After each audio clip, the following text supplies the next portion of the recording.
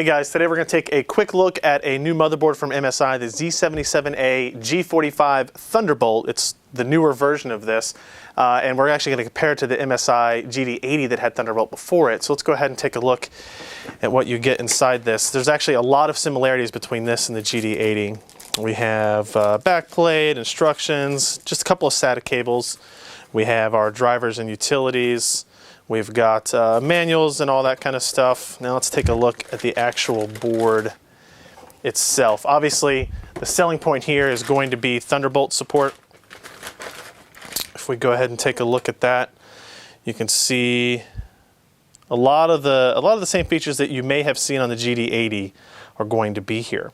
So we've got 3 by 16 PCI Express slots, and we have 4 PCIe by 1 slots. So a lot of expansion capability on this board. It's currently selling for $160 or so on Newegg, which actually makes it the least expensive Thunderbolt board on the market.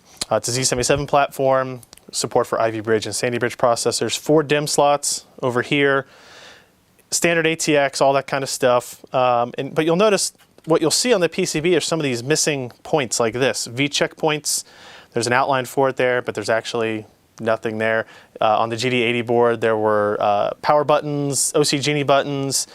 Down here, we do have support for 6 SATA connections, 2 SATA 6, 4 SATA 3G, as well as USB 3.0 expansion. So that's kind of the outline here. You can see some of the power phase capability.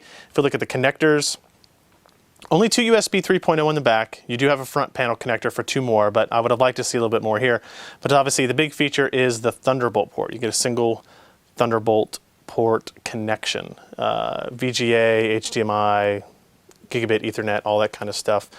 So let me go ahead and reach over here, and I will bring in the GD80. And what you'll probably see right away is that these boards are really similar. GD80 on the right, G45 Thunderbolt on the left. Some of the key differences, you have a lower end audio solution on the G45. It's not a lossless audio connection. I think this is the 892 and this is the 896. We'll double check on that, but there is a little bit lower version of the Realtek audio chip on that board. This one, you can tell here you have 2 extra SATA 6 ports on here thanks to an AS-Media controller on the GD80 that isn't on this. Firewire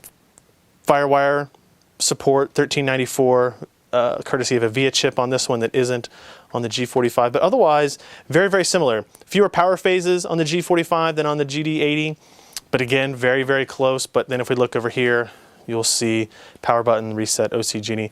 This board still has support for OC Genie 2 capability, but it's only in the BIOS. So very similar boards here, very similar overclocking capability, very similar PCB designs, some minor PCB differences. The big difference is going to be in price though, and it's great to see a Thunderbolt board coming in at the $160 or below mark. That's the MSI Z77A G45 Thunderbolt.